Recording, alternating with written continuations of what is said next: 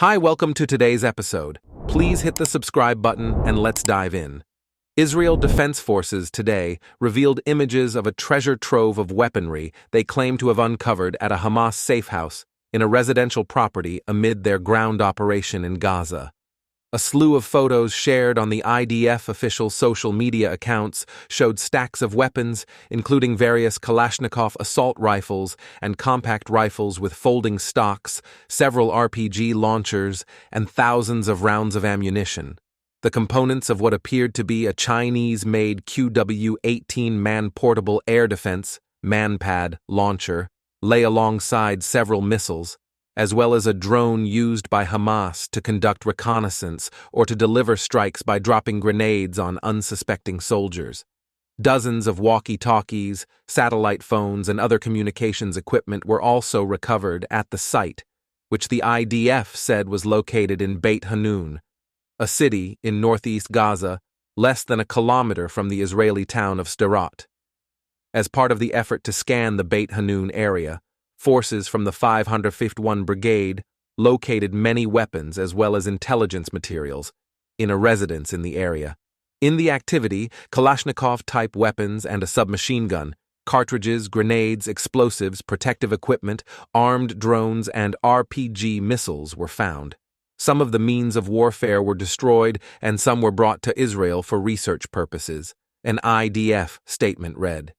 The IDF later released footage of its tanks destroying an alleged explosives laboratory located near the weapons cache in Beit Hanun.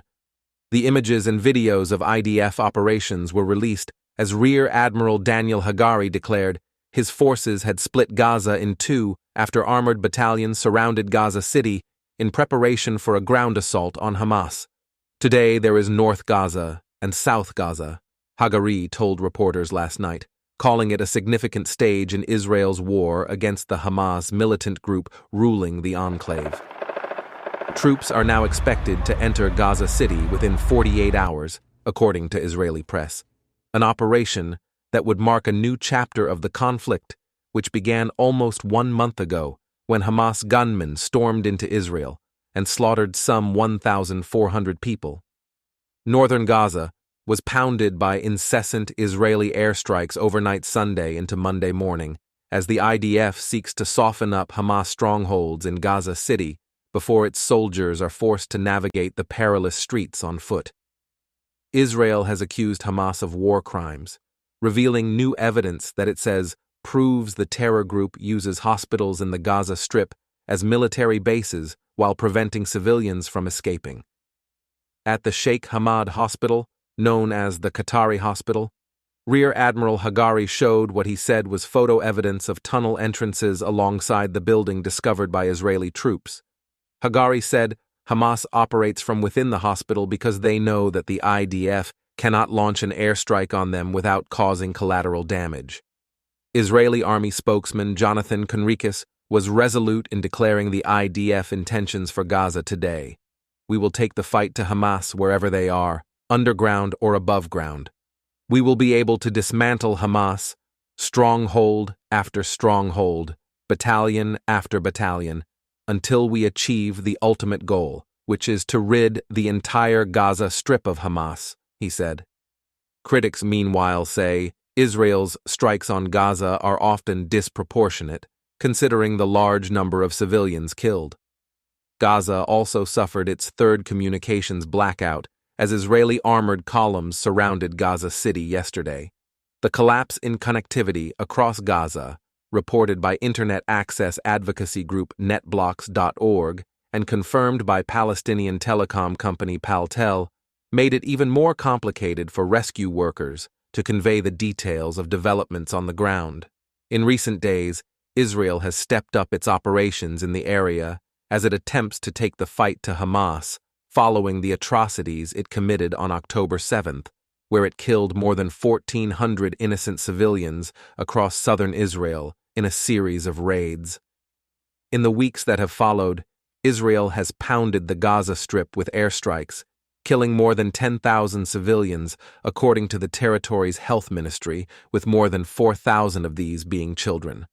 Large parts of northern Gaza have been reduced to rubble in preparation for a ground assault, with IDF troops encircling Gaza City in recent days. Forces from the Jewish state are expected to move into the densely populated urban area in the coming days as they seek to drive out Hamas and wipe it from the area. Casualties are expected to rise in urban conflict, with militants likely to fight street by street in areas where they've had years to prepare and launch ambushes from the vast network of tunnels they have built underneath the city. Troops are now expected to enter Gaza City within 48 hours, according to Israeli press, an operation that would mark a new chapter of the conflict, which began almost 1 month ago when Hamas gunmen stormed into Israel. As IDF troops prepared to enter Gaza City, they took control of a Hamas outpost that contained training grounds, entrances to a network of underground tunnels, and an observation post, a spokesperson said. Israel has told residents living in Gaza City they still have the opportunity to leave with an evacuation route to the south, but many are fearful of doing so due to the amount of IDF troops on the route. Around 70% of Gaza's 2.3 million residents have fled their homes since the conflict began, with many now sleeping in tents, refugee camps, or at the side of the road. The Israeli Prime Minister Benjamin Netanyahu called on the world to back the fight against Hamas, claiming his country is engaged in a global battle against an Iran-led axis of terror. Mr. Netanyahu said that Israel's deadliest conflict with Hamas in decades is a broader battle between civilization and barbarism, led by Iran and backed by Hezbollah, Hamas, and Houthi rebels. They seek to bring the Middle East and the world back to a dark age. They seek to torpedo, to derail any progress towards peace, and the progress and the promise of peace we had in our budding treaties with our Arab neighbors, he claimed in a press conference. He warned that if the Middle East falls to the warring nations, Europe will be next, and no one will be safe. This is not a local battle. This is a global battle. The paramount need is to defeat this axis. That battle is now being waged by us against Hamas in Gaza. There is no substitute for victory. We will defeat and dismantle Hamas. We will offer the people of Gaza and the entire people of the Middle East a real future, a future of promise and hope. But this requires victory. We have the will and we have the power to do so.